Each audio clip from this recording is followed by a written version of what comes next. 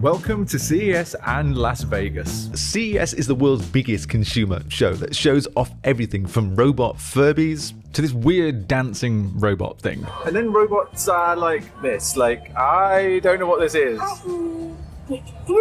Sure. But every year we go on a hunt for some of the best tech that we can find, and this year we've hunted down some of the best things that we think you might want to know about. I'm Paul, so come with me as we explore what CES is all about. And I've heard that Samsung are around here somewhere, so let's go find them. Maybe the biggest announcement of CES this year was from Samsung and the Samsung Galaxy Z TriFold. We've seen this doing the rounds over the past couple of weeks, but we finally got some hands-on time with this. At this point though, I'm a bit confused. Is it a trifold or a double fold? Either way, it is very impressive. I can't wait to use this thing as part of my everyday, especially that massive 10-inch 120Hz display. Samsung haven't really shied away from specs with this phone either. It has the same 200 megapixel camera as the Galaxy Z Fold 7 and S25 Ultra, and for people that love DeX mode, you can have this phone work as a standalone DeX workstation. I feel like I'm going to use this closed most of the time, but the idea of having a 10-inch tablet just folded away into my pocket, that's really cool. It's still a bit bulky when it's folded up, but I'm going to give it a pass because this thing is very impressive and I love a foldable. From a Samsung trifold to a Motorola new fold. This was a very early look at what is coming in the summer, so I don't have a load of specs that I can give you, but this is a new book-style foldable coming that is going to compete with Samsung and Google, and this is exactly what I wanted to see. Motorola are calling this the Razer Fold, and it's going to have an 8.1-inch folded display and a 6.6-inch cover display. Maybe the best thing about this folding phone though is that it's actually going to have something the other two foldables from Google and Samsung don't have, and that is stylus support. Playing around with this phone, the crease seemed to look pretty small on the Razer Fold, smaller than Google and Samsung, but let's just see what it's like in a few months when I get some actual hands-on time with this. The big deal though is the cameras. It's going to be 3 50 megapixel sensors, and I'm very excited to see what these can do because Motorola made me stay clear of showing you any pictures from these. And that's kind of all I can tell you, and we'll find out a little bit more in the summer when this gets its official release. Have you ever thought, right, I wish my headphones had cameras, but it sounds ridiculous, right? But don't write it off yet, because I need to show you something. This is a concept called Project Motoko, and I think that Razer might be onto something. Each headphone cup has a camera at the bottom which lets the AI do some real-time object and text recognition. At some point I was just sat there and the headphones told me that this was the Rosetta Stone and I didn't even know that, so it started telling me what it was and started translating it for me. To take full advantage of this, they don't work standalone, they do need to be connected to your phone, but Razer did tell me that you can actually choose what AI you want to use. I was kind of thinking, do we need cameras in headphones? But I don't know, this is something that I probably would use more than a pair of AI glasses. Talking of AI glasses though, XREAL are trying their hand at a pair, or should I say their eyes. You'll know XREAL from their projectors because they're pretty good at them, but they're taking that sort of knowledge and creating some AI glasses called Memo One. These are the most glasses AI glasses that I've ever seen. It's hard to tell that they can talk to you. You get dual heads-up display that can do some translation, it can give directions, and it can even ping you a text. There are some built-in speakers that sound pretty decent for the size of the glasses because they only weigh 28 grams. What's interesting though is that these glasses will jump between the best AI models depending on what task you're doing with them, which I think is pretty cool. These definitely aren't the most expensive pair of AI glasses that I've ever seen, but they are going to set you back $599. And to stick with glasses for a moment, XREAL just gave us the ROG XREAL R1 with ROG. These are a little bit impressive. They've got 240Hz mini OLED displays and just a 3 millisecond latency. There's now also a wilder field of view as well, up to 57 degrees, and these glasses can support up to 3 different inputs. If you want to pick these up, they're going to start from just $449, which I don't think is too bad, and they're going to come in the first half of 2026. I'm going to stick with gaming for a second because finally we have a new handheld that is running Steam OS thanks to Lenovo. So let me show you. I remember this being teased a while ago and I feel like it might be everything that I've ever wanted in a handheld. You can get up to an AMD Ryzen Z2 Extreme processor, up to 32 gigs of LPDDR5X memory, up to 2 terabytes of storage, and my favorite thing, an extra 2 terabytes of expandable storage space. If you have a big Steam library, then you can just bring it all fall over to this just as you would on a PC, and I'm just really excited to play those AAA games on the 8.8-inch OLED. Like, this is going to be so good. The only thing holding me back from wanting to pick one of these up is the price, because it is expensive. Like, this starts from $1,199, but if you've got some spare cash lying around, then you can pick this up in June. Sometimes you come to one of these shows and there is so much new tech that it can get a little bit overwhelming. But what if there is something new but old?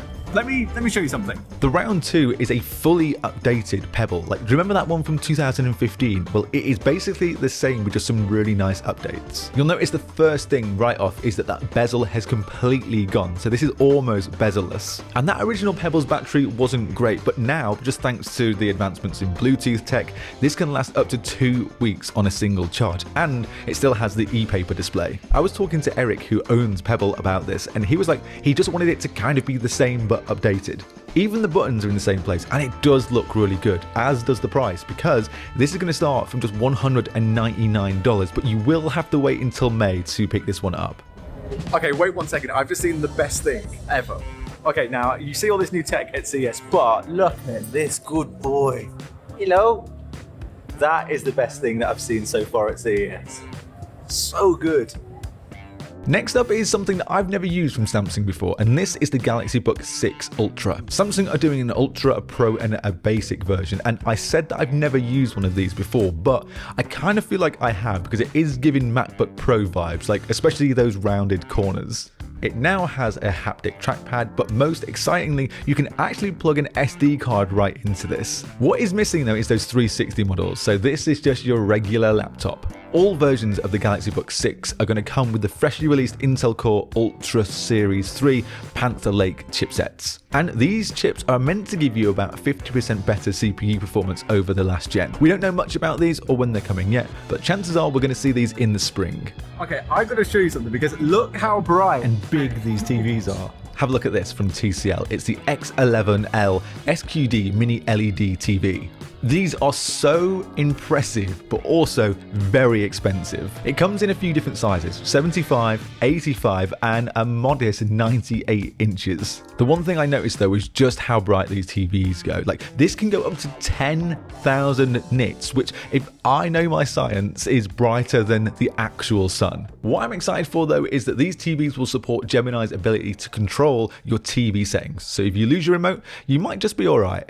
Sticking with impressive displays, this is something that's impressive from LG. This is the LG 27-inch gaming monitor that has a crazy fast 720 Hz display, and I actually don't know if I've ever seen anything move this fast. When you're in the 720 Hz mode, it does only give you 720p output, but with just a touch of a button, you can switch to the 540 Hz, which will then give you a 1440p output. The response time is ridiculously quick as well. It's just 0.2 milliseconds, and it has a WOLED panel. But for all of that, you're going to be forking out $999. I feel like it's never a CES if there isn't someone somewhere doing something strange with robot vacuums. And I've heard that they've got legs now. Like, why not? Why not give your robot vacuum some legs? This is what Roborock have come up with. It's the Saros Rover, and instead of rolling around your floors, it will now just climb your stairs. We've seen this with tracks from other brands before, but now this one can actually climb each individual step and clean those steps as well. This also isn't a concept. Like, these legs can turn, swivel, and they can even do small jumps. Pair it with the 3D spatial mapping, and then it knows exactly when it needs to start using those legs. Sticking with another robot vacuum though, have a look at this. This is the Dreame X60 Max Ultra, and I feel like this does absolutely everything.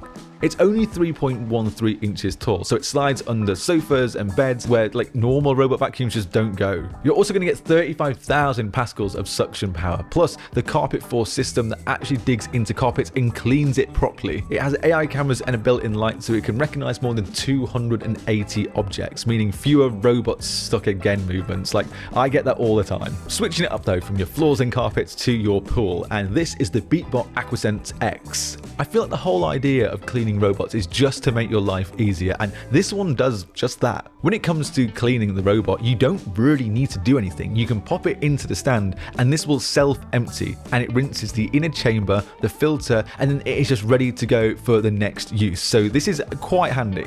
And the best thing about this is that there's no cables or wires here, so that stand is also a wireless charger, so the robot is always charged without the faff of having to plug it in. I'm going to show you another concept now that it's all about size. CES is known for its concepts, and Lenovo, they always give us something exciting. I'm not much of a PC gamer, but I do love tech, and this concept from Lenovo is pretty cool. At first glance, it doesn't actually look that special because it just looks like a laptop, but this is hiding an ultra-wide monitor. All you have to do is tap a button and it goes from 16 inches all the way to 21 inches. Like, look how smooth that transition is. And whoever said that size doesn't matter clearly didn't tell Lenovo, because that 21-inch display can roll even more to 24 inches. Now, granted, as this is a concept, it's pretty chunky, it's pretty heavy, and there's also no pricing for this yet. But either way, I love a Lenovo concept.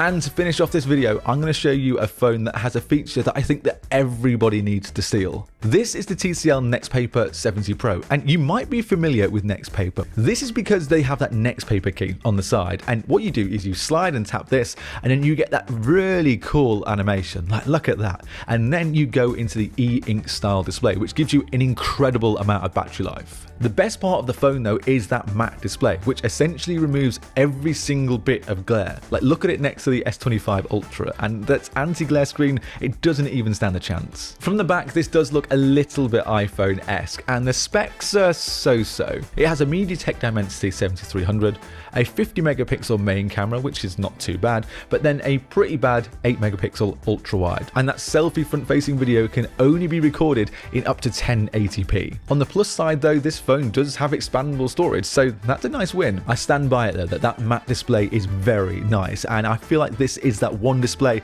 that everyone just needs to steal. And if you want to pick this up, you just gotta wait till February, and it's going to cost €339.